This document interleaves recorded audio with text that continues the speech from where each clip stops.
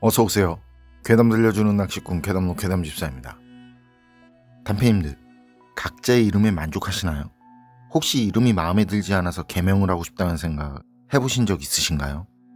만약 이름을 내 마음대로 바꿨다가 큰 변을 당할 수도 있다는 말 들어보신 적 있으신가요? 이번 이야기는 일본 괴담 채널에 올라온 일본 사연자의 기묘한 경험담입니다. 그럼 일본 괴담 채널의 기묘한 이야기 괴담집사의 시점으로 떨어보겠습니다.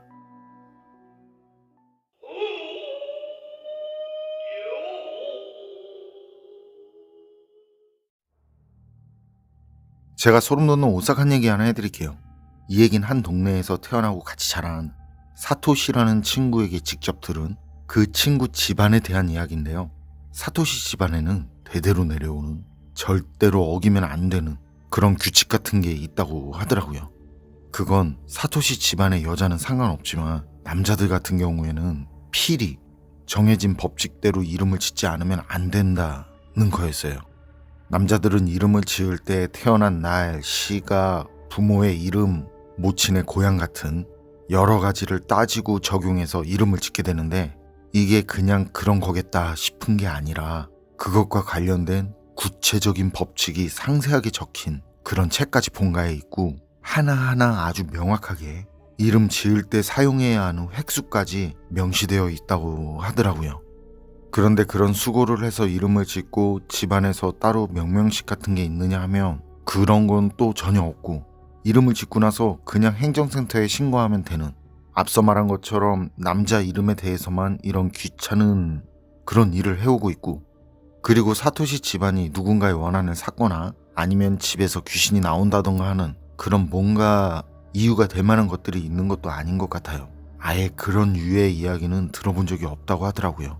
다른 오컬트적인 그런 일화는 없다는 거죠. 다만 법칙에 따르지 않고 이름을 짓는 경우 그 남자는 어김없이 5살을 맞고 나면 한 달을 넘기지 못하고 죽는다는 거. 실제로 사토시 형이 한 명 있거든요. 그 형이 미신 같은 걸 굉장히 싫어하는 성격이었는데요.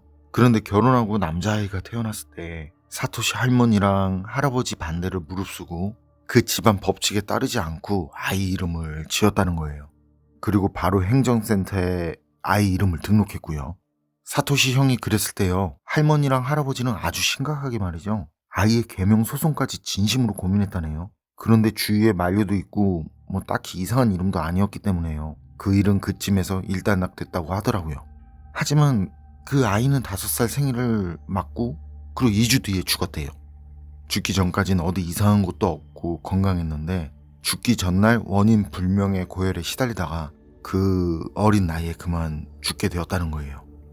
아이의 죽음 앞에서 할머니는 그러니까 안 된다고 했지 않냐면서 거의 반광란 상태가 돼서 울부짖고, 사토시 할머니는 평소에도 마을에서도 알아주는 그 온화한 성격의 아주 점잖은 분이신데 아이 장례식 때 히스테리를 일으키면서 막 욕을 섞어가면서 그런 말씀을 계속 하시더라고요.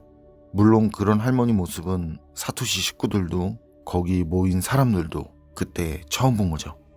그런 할머니 행동에 집안 식구들이 놀라서 아이를 잃은 슬픔에 충격까지 겹쳐져서 그렇게 멍하니 있는데 사토시 친척 되시는 분께서 할머니를 다독이면서 모시고 나갔어요. 그리고 그때 할아버지께서 놀란 가족들에게 이제 너희들이 할머니를 이해해야 한다면서 해준 이야기가요, 할머니가 할아버지한테 시집 왔을 때 할아버지 동생인 작은 할아버지는 가출해 있는 상태였다네요. 그리고 그렇게 가출을 했던 작은 할아버지는 몇 년이 지난 뒤에 아이 셋을 데리고 할아버지 댁으로 돌아왔다는 거죠. 4살, 3살, 그리고 2살의 연년생 남자아이들.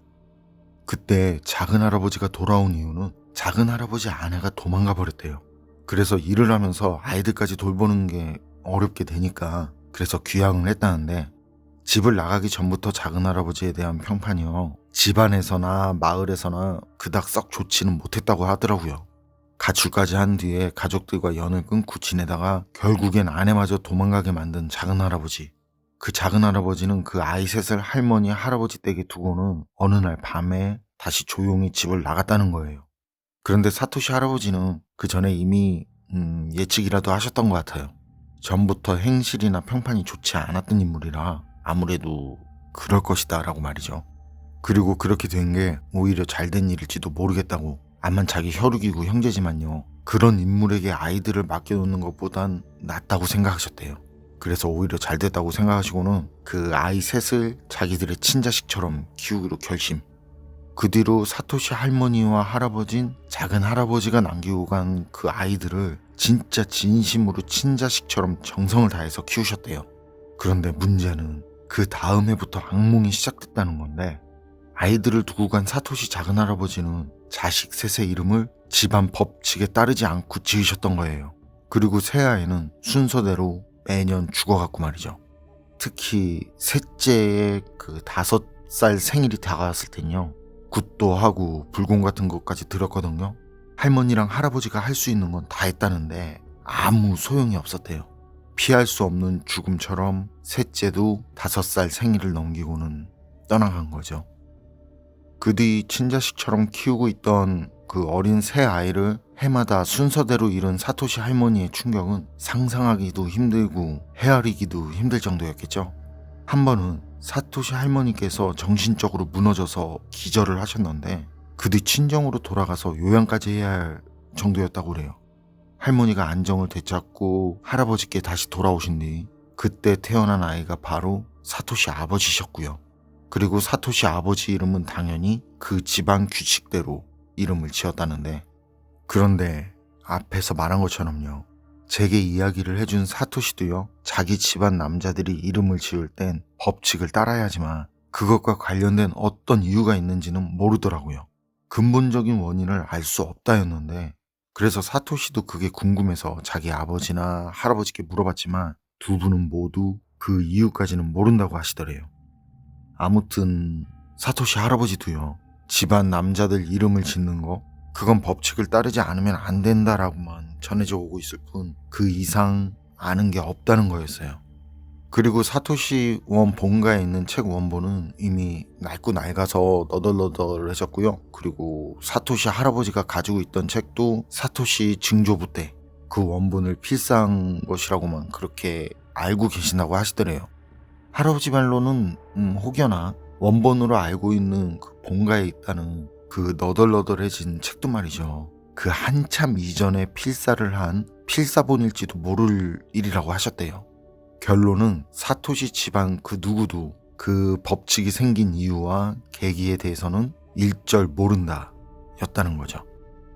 사토시 할아버지는 엄정한 규칙에 따라 정한 그 이름을 짓는 것에 의해 어떤 말을 막는 방편이 되는 게 아닐까라고 추측하고 있을 뿐, 사토시 할아버지의 그 말도 어디까지나 추측일 뿐이고요. 사토시 형에게 자식이 생겼을 때 사토시는 대학 때문에 타지에서 생활하고 있어서 그래서 당시 자기 본가의 세세한 상황은 잘 몰랐대요. 그런데 사토시 형도 어릴 적부터 사토시가 아는 그거, 집안 남자들 이론과 관련된 일화를 들으며 자랐다는데요. 그렇게 분명 그 얘기를 같이 듣고 자랐지만 사토시 형은 아마도 그 얘기를 옛날에 주술적인 그런 이야기라고 생각해왔기 때문에, 그래서 형도 형수도 자식 이름을 지으면서 집안에 내려온 이야기를 가볍게 생각하고 있었던 것이 아니었을까, 그래서 그런 비참한 일이 생긴 건 아니었을까 하는 말을 하더라고요.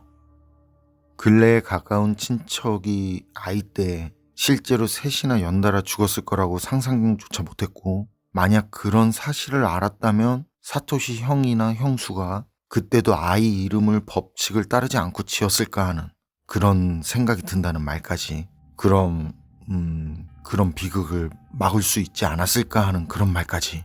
그래서 사토시는요, 사토시 형과 할머니, 할아버지가 조카 이름으로 옥신각신할 때 그 얘기를 해줬으면 형이나 형수 생각이 바뀌었을 수도 있지 않았겠냐라고, 왜 그런 얘기를 해주지 않은 거냐고 그렇게 할아버지에게 말해봤대요. 그랬더니 사토시 할아버지와 사토시 할머니 앞에서는 새 아이의 이름 금지어라고. 왜냐면 그때 사토시 할머니의 정신이 파괴될 정도였다는 말씀을 하시더래요. 뭐 사토시가 자세한 말은 하지 않아서 저도 아주 자세히는 모르지만요, 사토시 할머니가 요양하고 친정에서 돌아오기 전에 사토시 할아버지가 새 아이 유품을 전부 처분하셨거든요. 그런데 할머니는 돌아온 뒤에 새 아이 유품부터 찾았다고 하고요. 그리고 새 아이의 무덤을 때때마다 찾아가고 있는 모양이더라고요. 그런 이유로 그 새 아이들과 관련된 이야기는 가족 누구에게도 할 수 없었다는 게 할아버지의 말이셨대요. 그리고 그 집안의 기묘한 가풍은 그 내력을 아는 사람이 없어서 그런지 생각하면 생각할수록 묘한 기분에 섬뜩함까지 느껴지더라고요. 이름을 지을 때 지키지 않으면 5살 생일을 넘긴 뒤 죽는다라는 그 법칙이 말이죠.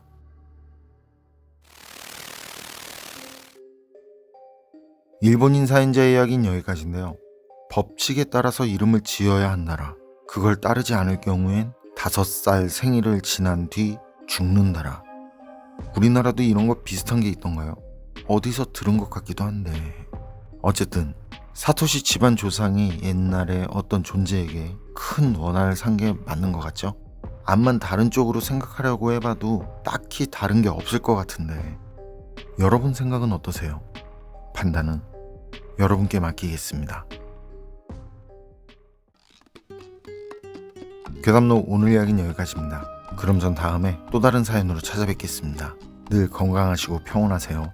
함께 해주셔서 고맙습니다.